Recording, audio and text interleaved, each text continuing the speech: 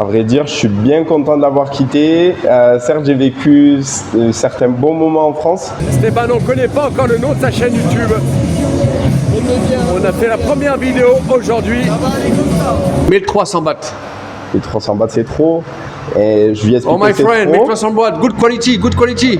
Il faut réduire le prix par deux. Je réduis le prix par deux cash, comme ça montre que je suis pas là pour rigoler. Dans cette vidéo, on va aller retrouver Stéban qui va nous partager son savoir sur la Thaïlande. J'espère que ça va te plaire. Si tu veux recevoir tout plein de vidéos sur la Thaïlande, abonne-toi à cette chaîne. Si tu veux me récompenser, tu peux mettre un petit pouce bleu et tu peux me laisser aussi un petit don sur mon compte Tipeee, en description sous la vidéo ou bien même en commentaire en super thanks. Tous tes dons vont pour plein de choses. En fait, on va dans les hôpitaux pour les enfants malades, dans les refuges animaux, on fait plein de trucs. Tu as plein de vidéos en description. Voilà. Et puis moi, je te cite dans la vidéo. Et puis moi, ça me récompense pour le temps passé pour mes vidéos. Et si tu as envie de voyager, comme on le fait à travers le monde, de faire ton premier tour du monde, on recrute.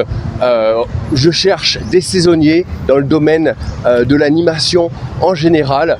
Donc voilà, si ça t'intéresse, si tu as moins de 40 ans, n'hésite pas à m'envoyer un message sur Instagram et on regardera un petit peu ton profil et ta candidature. Après, je te promets pas la richesse, tu ne deviendras pas riche, tu ne deviendras pas multimillionnaire, mais ça te permettra d'être libre financièrement et surtout géographiquement, de faire ton premier tour du monde, de voyager, de t'éclater, de te faire plein d'amis. Puis voilà, on peut faire ces boulots-là dans pratiquement tous les pays du monde et c'est vraiment cool. Allez, envoie-moi un message si tu es motivé. Et c'est parti dans la vidéo. T'as quel âge? Moi, j'ai 24 ans. 24 ans. Yeah, Et tu viens de où? Je suis né à Marseille, mes parents habitent du côté de Toulouse et j'ai fait beaucoup de mes études en école d'ingé dans le nord, en Normandie. Pourquoi beaucoup de Français en Thaïlande? Un super paysage avec des temples, avec des buildings, des rooftops. Là, je viens de faire une soirée pool party en rooftop avec toute la vue sur Bangkok. C'est incroyable, je trouve que c'est à la fois dépaysant, mais à la fois c'est pas cher aussi au niveau économiquement parlant. La France te manque? À vrai dire, je suis bien content de l'avoir quitté. Certes, j'ai vécu certains bons moments en France, mais franchement, les gars, en tout cas, si vous faites comme nous, ce qu'on est en train de faire en Thaïlande, notre expérience en Thaïlande, franchement, c'est incroyable. Donc, tester, des fois ça vaut juste un billet d'avion et tester cette expérience-là parce que franchement, moi je regrette pas de l'avoir fait. Ton plus beau souvenir? Pour moi, c'est la soirée que je viens de passer hier. Franchement, se retrouver à 6 h du matin, tout en haut d'un rooftop, à je ne sais pas combien de mètres de hauteur, avec vue sur tout le paysage, tout Bangkok, avec les temples, etc. Franchement, c'est magnifique. Si vous m'entendez bien, on fait une petite pause dans la vidéo où on est à Khao San Road.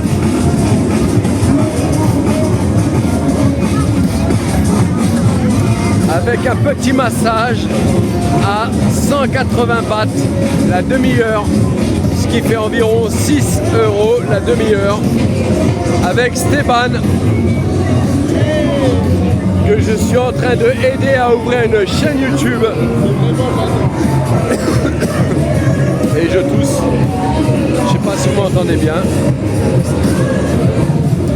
Voilà. Je vous invite tous à venir quand même au moins une fois à Khao San Road, même si vous avez arrêté la fête, comme moi d'ailleurs. Il faut au moins venir une fois à Khao San Road. Là, il est 3 h du matin et ça tourne toujours. Regardez bien Stéban, on ne connaît pas encore le nom de sa chaîne YouTube. On a fait la première vidéo aujourd'hui, mais ça va le faire.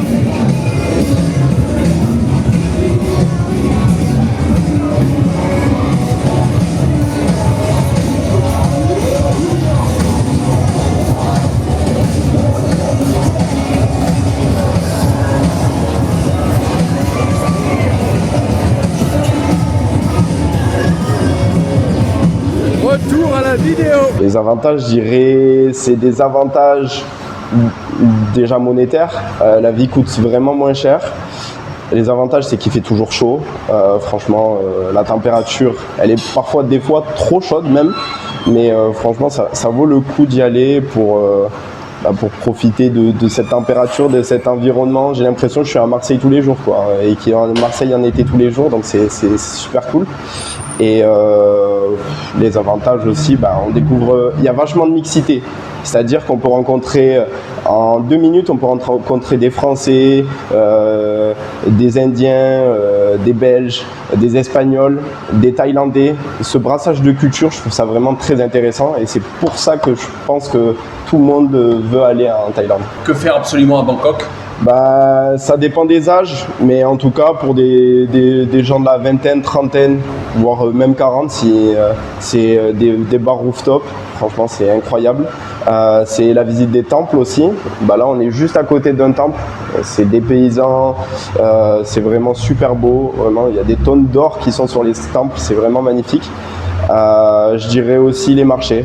Les marchés, vu que moi je suis un peu dans le business aussi, j'adore la négociation et là-bas ça se fait beaucoup la négociation. Donc n'hésitez pas à négocier le prix. Des fois ils font des prix un tiers un peu plus cher. Vu que vous êtes des touristes, ils vont augmenter un peu le prix. Donc n'hésitez pas à négocier et voilà, à acheter des choses. Ah bah tiens, t'as un bon truc là. Ouais. Tu vas nous apprendre comment négocier. Donc moi je suis le marchand taille, Ouais. d'accord, et je veux te vendre des écouteurs. Ok. Des écouteurs, des écouteurs, Ok. d'accord, des écouteurs de qualité normale. Ok. Ok.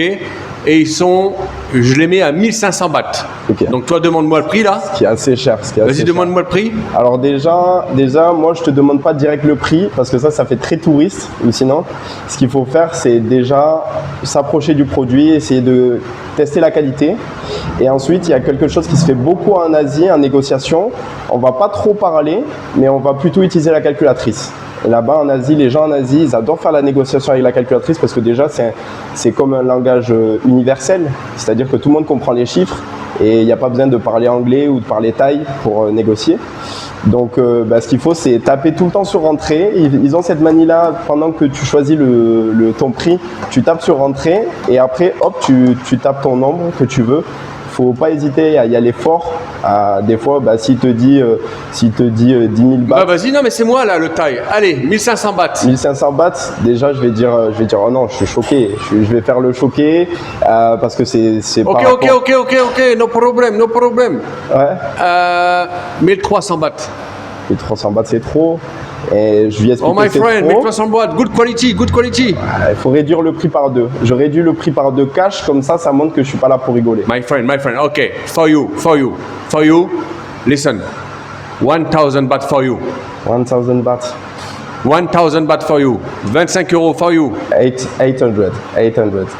I can do 800? more. Yeah. 900, my friend, 900. I have kids at home. J'ai des enfants à la maison. Ça dépend. Si la personne est sympa aussi, bien sûr, je vais être plus sympa avec elle. Après, si c'est Ok, quelqu'un qui- 900? Non, moi je dirais. Là, je tape 850 sur la calculette. Je lui dis. Ok, my friend. If you are happy, I am happy. Ok, my friend, 850. Ok, 20 €. Et là, je lui serre la Ok, main. 20 €. Et voilà. Ça marche. 20 € pour mes Bravo. écouteurs. Ok, belle négociation. Ok, super. Ça marche. T'es un businessman, toi. J'essaye, c'est mon rêve. Donc j'essaye. 3 grandes différences. Je dirais le temps. Je dirais la qualité de vie aussi.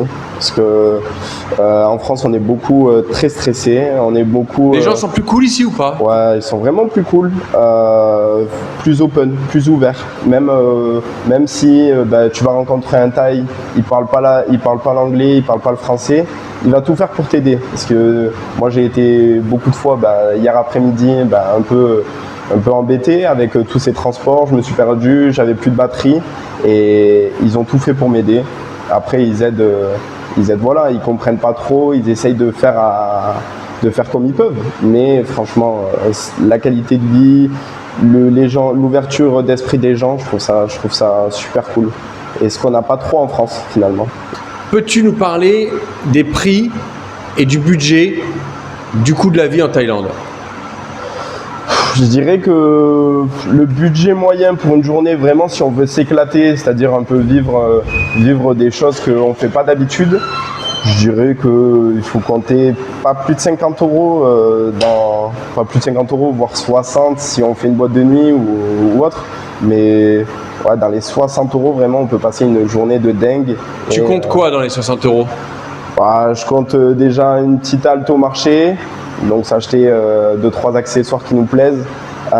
Souvent on fait des dépenses même si on n'en a pas forcément besoin de l'objet, vu que c'est quelque chose qui se trouve très cher en France, on va forcément l'acheter. Donc je compte un petit passage au marché, des smoothies quand on veut, et aussi de la nourriture, un repas normal, hein, des nouilles ou autre chose. Le bœuf aussi, c'est très bon le bœuf là-bas, il le cuisine très bien. Et après une petite boîte de nuit avec un verre, quoi. Stéban, un grand merci pour ton temps. Merci à toi. Merci à toi, merci à vous. À la prochaine.